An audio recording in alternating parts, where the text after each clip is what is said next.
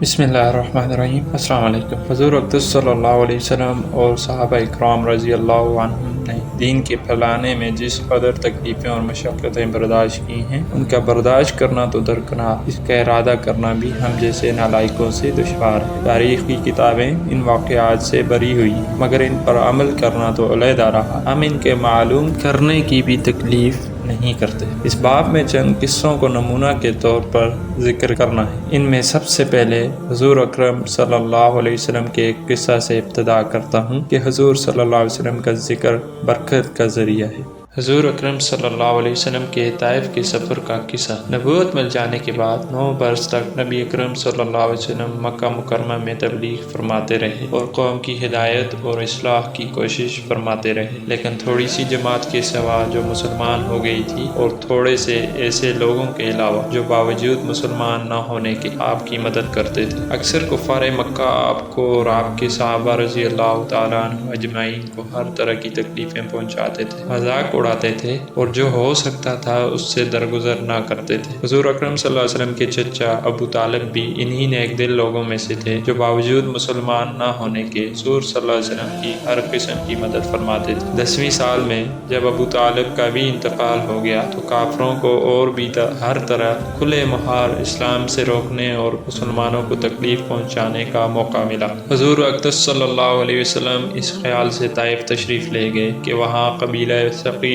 کی بڑی جماعت ہے، اگر وہ قبیلہ مسلمان ہو جائے تو مسلمانوں کو ان تکلیفوں سے نجات ملے اور دین کے پھیلنے کی بنیاد پڑ جائے۔ وہاں پہنچ کر قبیلہ کے 3 سرداروں سے جو بڑے درجے کے سمجھے جاتے تھے گفتگو فرمائی اور اللہ کے دین کی طرف بلایا اور اللہ کے رسول کی یعنی اپنی مدد کی طرف متوجہ کیا، مگر ان لوگوں نے بجائے اس کے کہ دین کی بات کو قبول کرتے یا جواب دے دیا اور نہایت بے رخی اور بد اخلاقی سے پیش آئے۔ ان لوگوں نے یہ بھی گوارا نہ کیا کہ آپ یہاں قیام فرما لیں۔ جن لوگوں کو سردار سمجھ کر بات کی تھی کہ وہ شریف ہوں گے اور مہذب گفتگو کریں گے، ان میں سے ایک شخص بولا کہ اوہو، آپ ہی کو اللہ نے نبی بنا کر بھیجا ہے۔ دوسرا بولا کہ اللہ کو تمہارے سوا کوئی اور ملتا ہی نہیں تھا جس کو رسول بنا کر بھیجتے۔ تیسرے نے کہا کہ میں تجھ سے بات کرنا نہیں چاہتا، اس لیے کہ اگر تو واقعی نبی ہے جیسا کہ دعویٰ ہے تو تیری بات سے انکار کر دینا مصیبت سے خالی نہیں، اور اگر جھوٹ ہے تو میں ایسے شخص سے بات کرنا نہیں چاہتا۔ اس کے بعد ان لوگوں سے نا امید ہو کر حضور اکرم صلی اللہ علیہ وسلم نے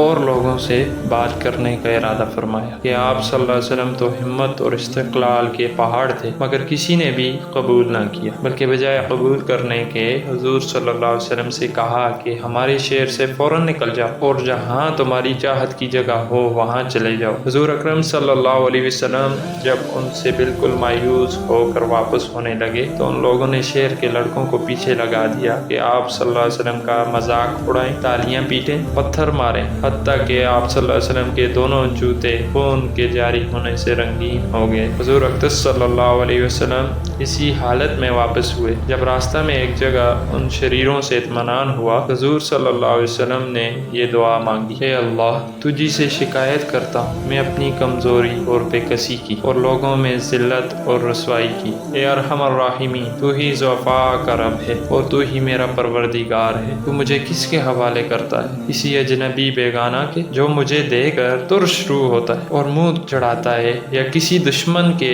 جس کو تو نے مجھ پر قابو دے دیا؟ اے اللہ، اگر تو مجھ سے ناراض نہیں ہے تو مجھے کسی کی بھی پرواہ نہیں ہے، تیری حفاظت مجھے کافی ہے۔ میں تیرے چہرہ کے اس نور کے طفیل جس سے تمام اندھیریاں روشن ہو گئیں اور جس سے دنیا اور آخرت کے سارے کام درست ہو جاتے ہیں، اس بات سے پناہ مانگتا ہوں کہ مجھ پر تیرا غصہ ہو یا تو مجھ سے ناراض ہو۔ تیری ناراضگی کا اس وقت تک دور کرنا ضروری ہے جب تک تو راضی نہ ہو۔ نہ تیرے سوا کوئی طاقت ہے، نہ تیرے سوا کوئی طاقت ہے اور نہ قوت۔ مالک الملک کی شان قہاری کو اس پر جوش آنا ہی تھا کہ حضرت جبرائیل علیہ السلام نے آ کر سلام کیا اور عرض کیا کہ اللہ تعالیٰ نے آپ کی قوم وہ گفتگو جو آپ سے ہوئی سنی ہے اور ان کے جوابات بھی سنے، اور ایک فرشتہ کو جس کے متعلق پہاڑوں کی خدمت ہے آپ کے پاس بھیجا ہے کہ آپ جو چاہیں اس کا حکم دے دیں۔ اس کے بعد اس فرشتہ نے سلام کیا اور عرض کیا کہ جو ارشاد ہو میں اس کی تعمیل کروں گا۔ اگر ارشاد ہو تو دونوں جانب کے پہاڑوں کو ملا دوں جس سے یہ سب درمیان میں کچل جائیں، اور جو سزا آپ تجویز فرمائیں۔ حضور صلی اللہ علیہ وسلم کی رحیم و کریم ذات نے جواب دیا کہ میں اللہ سے اس کی امید رکھتا ہوں کہ اگر یہ مسلمان نہیں ہوئے تو ان کی اولاد میں سے ایسے لوگ پیدا ہوں گے جو اللہ کی پرستش کریں اور اس کی عبادت کریں۔ فائدے میں لکھتے ہیں کہ یہ ہیں اخلاق اس کریم ذات کے جس کے ہم نام لیوا ہیں۔ اگر ہم ذرا سی تکلیف سے کسی کو معمولی سی گالی دینے سے ایسے بھڑک جاتے ہیں کہ پھر عمر پر اس کا بدلہ نہیں اترتا، ظلم پر ظلم اس پر کرتے رہتے ہیں اور دعویٰ کرتے ہیں اپنے محمدی ہونے کا، نبی کے پیروکار بننے کا۔ نبی اکرم صلی اللہ علیہ وسلم اتنی سخت تکلیف اور مشقت اٹھانے کے باوجود نہ بددعا فرماتے ہیں اور نہ کوئی بدلہ لیتے ہیں۔